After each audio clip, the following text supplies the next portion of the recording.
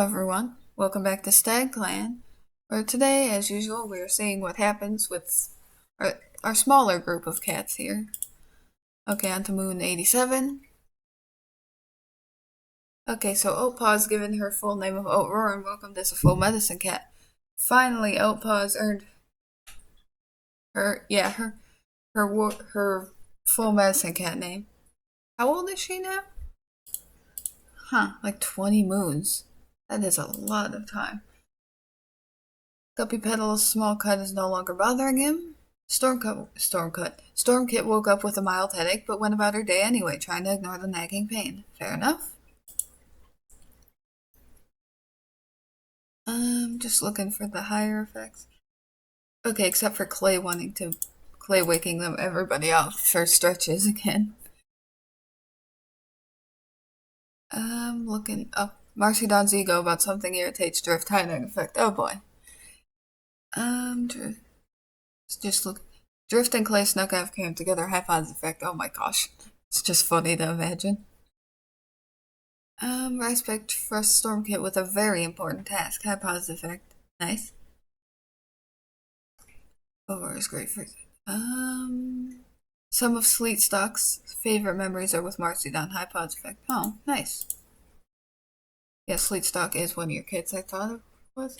Also, today my cat is being playful, so I don't know if he's gonna come try and get me while I'm recording, so I'm like, so if you hear him run over, that's why. Hello. Hi, buddy. I just played with you. Anyway, back to the game, actually. Once again, Guppy Petal, this time waking people up. Starkid's.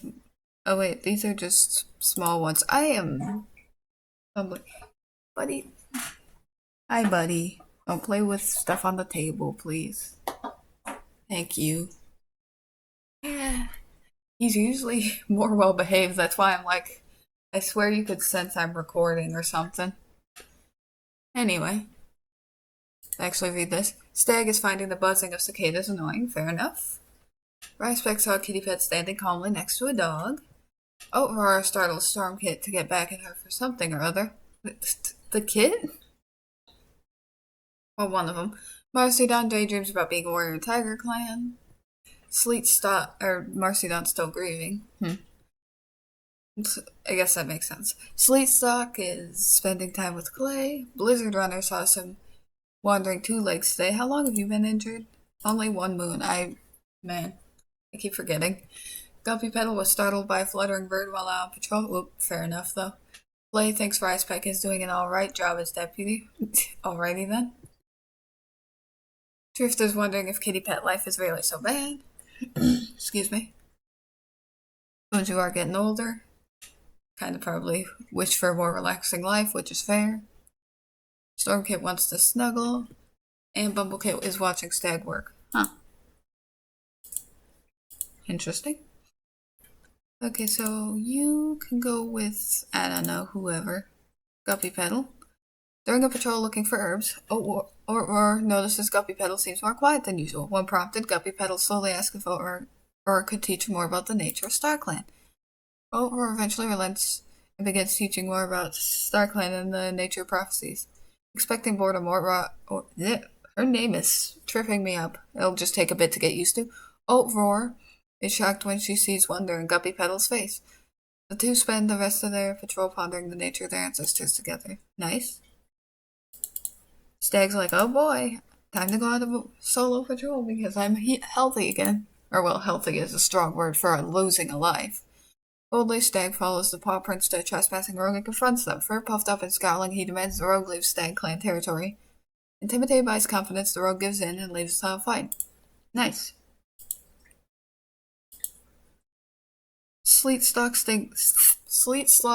Oh my gosh, this is more of a tongue twister than I thought it'd be. Sleetstock slinks through StagClan's territory. Man, all the S's really messed me up.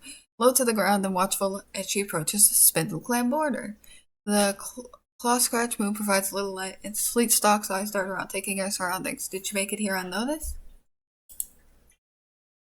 He's moving across the border when while Sleetstalk's heart beats fast at the sight of a certain cat. She's crestfallen to see them accompanied by a clanmate.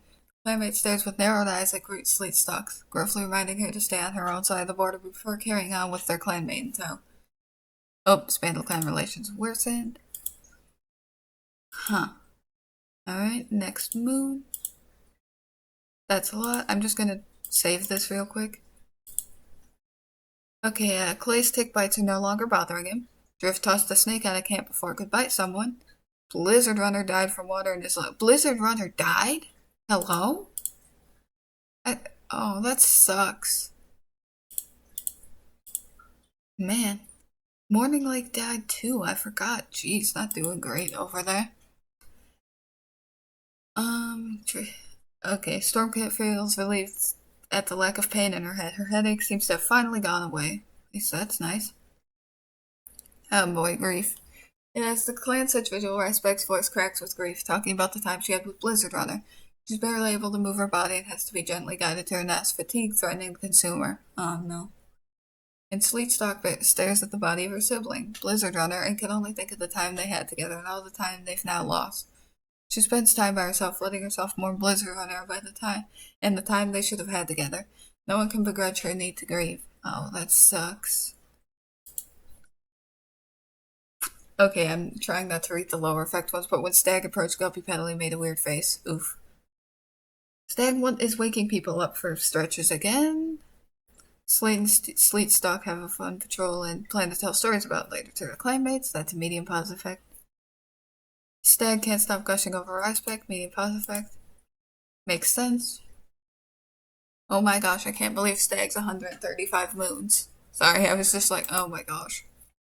He might start losing his lives to old age. Or wait, maybe that's not yet. That might be later, but still, it's like, oh boy. Clay mocks Blizzard Runner for something inconsequential. High negative effect. Oh boy. And right before he died, too. Oof.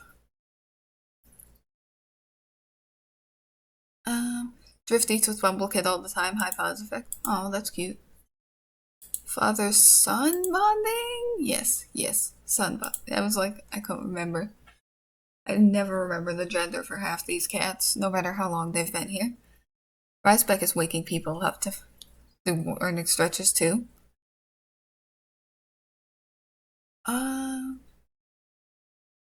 Marcy Dunn was noticeably distracted while Aurora was trying to tell a story. Ouch. That sucks. Sleetstalk and Stag always have something to share with one another. These two seem to get along decently well. I need to check though. Sleetstalk. I mean, yeah. Oh yeah, you do kind of get along.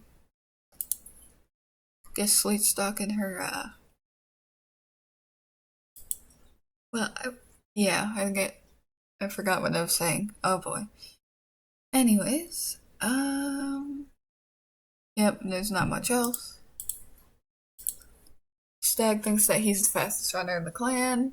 I mean, if you won't believe that, you can. Riceback offers to help clanmates with their duties. Aurora's giving some advice to Drift. Marcidon takes a part of Blizzard Runner's nest to put with his own, clinging to the fading sun. Oh, that sucks. Sleetstalk is complaining about an itch she can't quite reach.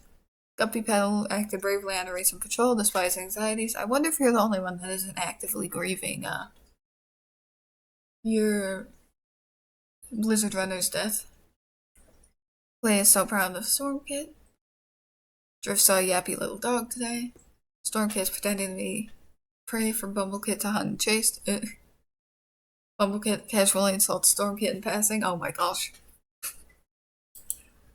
Sounds like a sibling interaction though. You can go on to solo.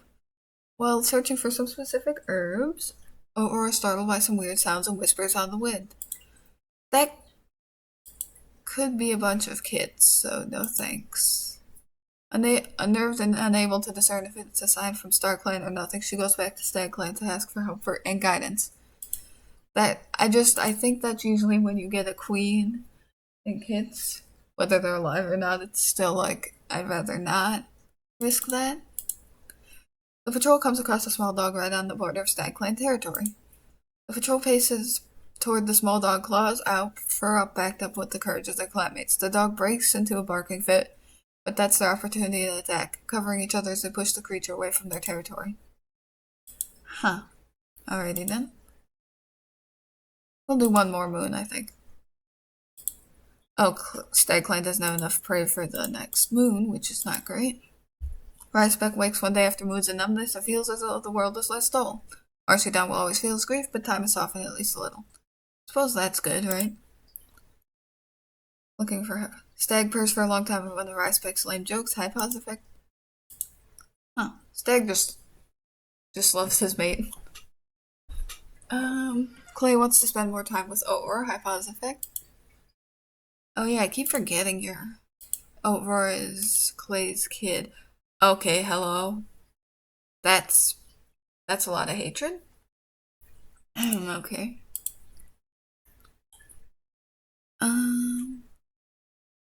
Let's see if there's anything else. The Claymate accuses Marcydown of copying one of Stormkit's jokes. It's medium negative effect, but I don't know why you even do that. Sleet Stalk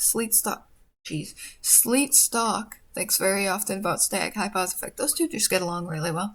Guppy Petal argues with Stag in front of the other cats and reveals something embarrassing, high negative effect. Oh boy. What do you think of Guppy Petal? Not very good, not horrendous, but not good. Oh boy. Stormkit dispels a bad rumor about Sleet Stalk. That's nice. Bumblecid overheard Drift spreading a hurtful rumor, high negative effect. Your own dad? Alright, ouch. Okay, so we're doing hunting patrols today is basically what I'm hearing. Eyes glowing with the last rays of sunset, the small hunting party heads out into the gathering dusk. It's the perfect time of day, the cats melting in and out of their territory, shadowy cover as their successes begin to pile up. At first there's only a couple pieces of prey, then more and more and more, until finally Stag calls off the patrol. Not because the prey has escaped them, but because they're going to have trouble carrying it all home. Nice. I guess we don't really need to do another one now. We'll see though. The patrol is checking the borderlines. They hear an odd sound coming from the long grass nearby. Marcy doesn't even hesitate before splitting from the patrol to check the source of the noise. He quickly regrets his impulsivity, however, when an angry weasel bursts out of the grass, chattering loudly. Marcydown gets quite the scare, but thankfully the weasel only went to get away from him and quickly runs off back into the grass. We got a tiny bit of prey, which is good at least. Aurora wanders out into the territory, keeping an eye out for purple flowers that grow in Bethany. Bethany is especially useful for cats who breathe with a rasp, and Aurora is always keen to help clanmates with the condition. With the Great Hall of Bethany. I have no clue if I'm pronouncing that right. Aurora brings back, she'll be able to dose her clanmates and prevent cough and chest infections. Nice. So I think that's where we're going to end episode for today. So, thank you for giving this video a chance. Hope you have a good day or night. Bye.